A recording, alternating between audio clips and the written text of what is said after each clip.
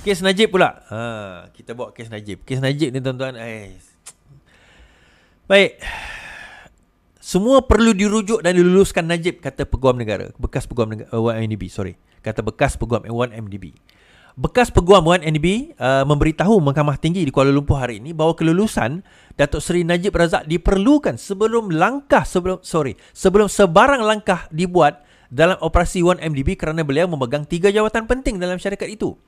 Jasmine Lu Aiswan berkata, ia adalah satu amalan malas masa beliau menyertai syarikat itu ke semua perkara perlu dikemukakan kepada Najib yang memegang jawatan Perdana Menteri, Menteri Kewangan dan pengurusi lembaga penasihat ataupun chair board of advisory bagi 1MDB sebelum mendapat projek boleh diambil oleh 1MDB.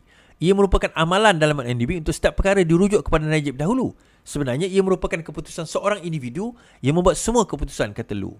Bagaimanapun, Peguam Najib Tan Sri Muhammad Syafiee Abdullah berkata terdapat perbezaan antara ketiga-tiga peranan anak guamnya dan Lu sebagai peguam seharusnya tahu bahawa Najib selaku CBOA tidak boleh membuat keputusan atau Chairman of Board of Advisory tidak boleh membuat keputusan tanpa merujuk terlebih dahulu kepada lembaga pengarah 1MDB.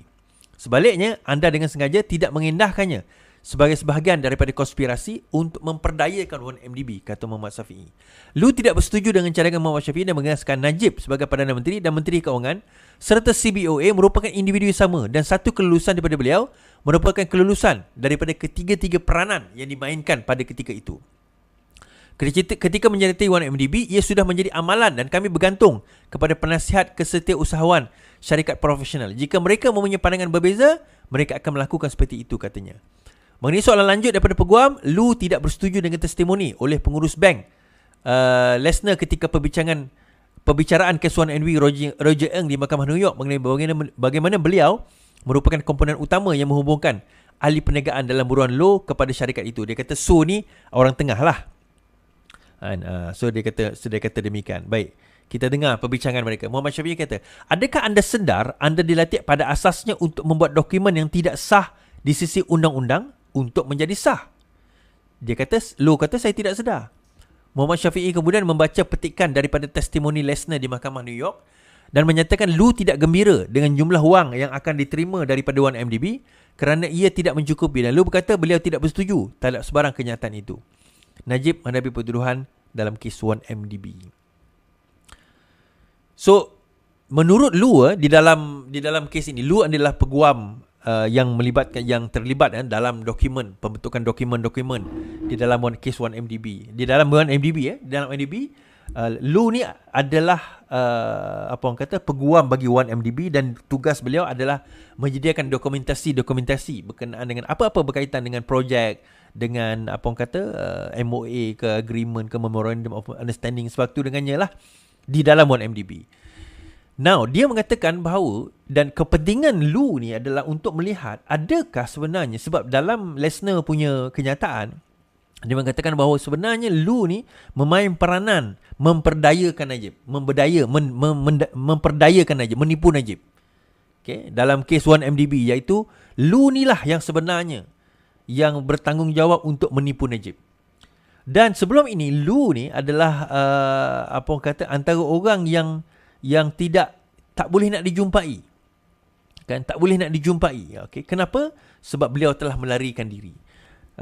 So dia yang tak boleh jumpa Lu, kemudian Jolo dan juga Lu ni tak boleh nak dijumpai sebab mereka melarikan diri. So sekarang ini Lu telah kembali dan satu lagi Roger Ng. Roger Ng telah kembali untuk memberi keterangan. Lu juga telah kembali untuk memberi keterangan. Dan kedua-dua mereka mengatakan secara konsisten bahawa 1MDB ini sebenarnya disedari, diketahui dan juga di bawah kawal selia Najib. Nah, kenapa perkara ini sangat penting, tuan-tuan? Sebab kalau sekiranya benar Najib itu tidak diperdayakan, tidak ditipu berkenaan 1MDB, dan beliau mempunyai kuasa dan mempunyai setakat satu kuasa, tetapi juga pengaruh, influence. Kuasa satu tapi influence terhadap sebarang keputusan 1MDB, bermakna sebarang wang atau dana yang masuk ke dalam akaun beliau, maka dana itu adalah dana rasuah dan juga dana amla, di bawah amla, kesalahan di bawah amla, dan beliau boleh didapati bersalah. di bawah kes ini. Sebagaimana beliau didapati bersalah di bawah kes SRC. Nah, ada orang tak puas hati bukan kes inilah, sebelum ini, apabila orang mempersoalkan tentang KWAP. Saya kata antara perkara sekarang ni SRC saman Najib berkenaan dengan 4 bilion yang dikatakan ditipu daripada wang KWAP, kumpulan wang amanah pencen. Okey. Ada orang tak puas hati lah kenapa kait dengan Najib dan sebagainya. Sekarang ni hakikat itu adalah hakikat.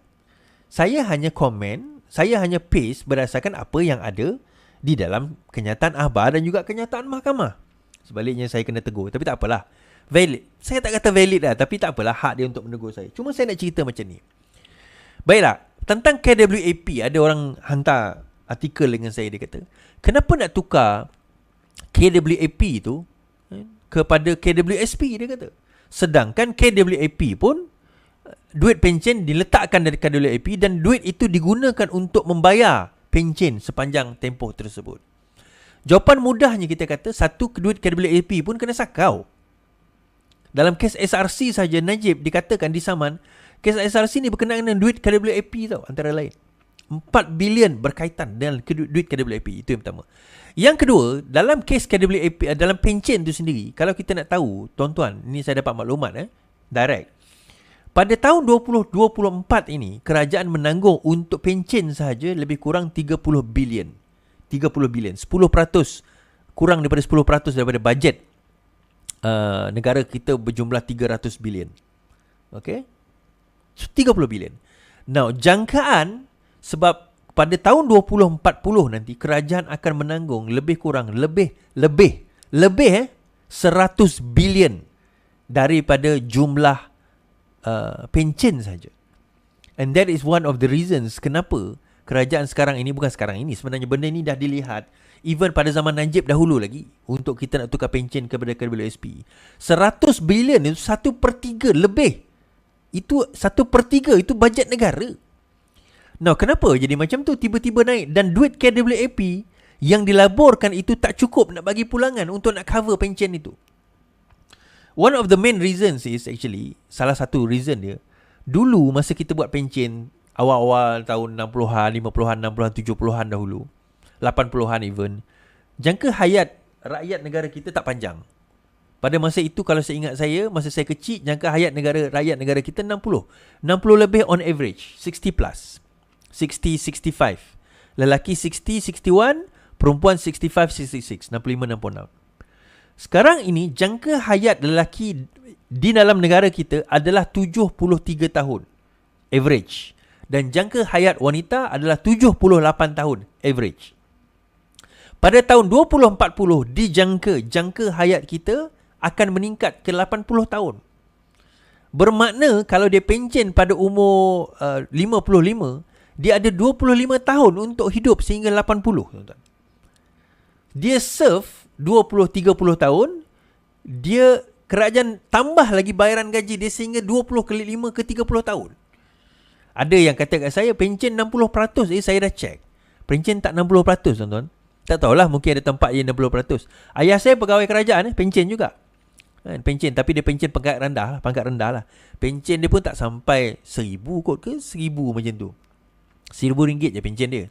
Tak banyak, tak besar lah. Kan? Tapi poinnya adalah, akhirnya kena tanggung lah. Kerajaan kena tanggung jumlah tersebut. Dan saya dah sebut, saya ada semalam, saya jumpa ada seorang kawan saya lah. Saya borak dengan dia. Saya kata kat dia, tapi dia gaji besar lah. Saya kata, kira-kira saya calculate, by the time dia pencen, dia ada lebih kurang 2 juta ringgit dalam akaun dia. So saya tanya dia, you nak keluar duit ni habis ke? You nak keluar bulan-bulan?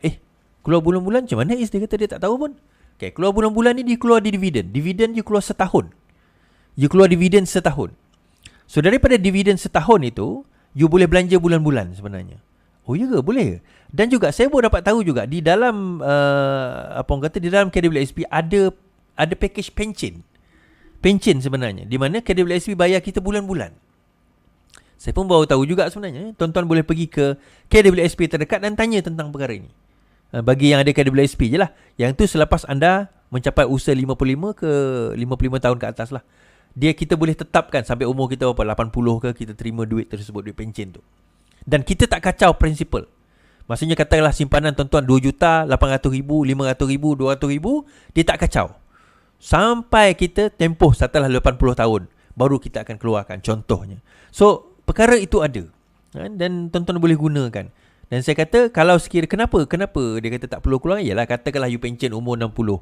60, mungkin 60 sihat lagi. Umur usia kita panjang kan. InsyaAllah lah kan. Kalau ajal tak sampai awal. Tapi kita tak tahu umur kita 80 bagaimana. So bayangkan, katalah you ada 2 juta. By the time you 80, tiba-tiba you sakit. Sakit memerlukan rawatan. Insurans tak cover tau. You umur 80, insurans dah tak cover. Premium pun mungkin dah tinggi. So at that time, at least you have that money untuk make yourself comfortable lah. Katakan mungkin nak hidup ni takkan hidup selama-lamanya. Make yourself comfortable atau make the right arrangement. Kan, make the right arrangement. So, something is there lah untuk kita difikirkan. Dan kita ni tuan-tuan, kita ni tak berapa, kita orang Melayu kita lah, bab macam ni memang kita out. Itu saya buat medical check up tau. Ni nak cerita jugalah. Saya buat medical check up. Sajalah. Kenapa buat medical check up? Saya sebab yalah, kita dah 40 lebih ni, kita kena buat medical check up. Atas 40 ni kalau boleh tiap-tiap tiap tahun kita buat, kalau boleh lah. Kalau tak boleh pun 2 tahun 3 tahun sekali kita kena buat.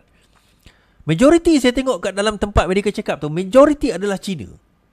Majority Cina. Adalah sefiu beberapa orang Melayu, beberapa orang India, tapi majority Cina. Daripada segi kesihatan, daripada segi keuangan, Cina ni lebih aware daripada kita sebenarnya, daripada orang Melayu kita ni. So, yalah, mungkin kita ni kata, alah tak apalah kan, dah ajal nak buat macam mana. Ya, tapi Tuhan suruh kita berusaha kan? Tuhan suruh kita berusaha. So, tuan-tuan, berusaha lah, insyaAllah. Okay, habis kat situ, bebel panjang pula aku kan.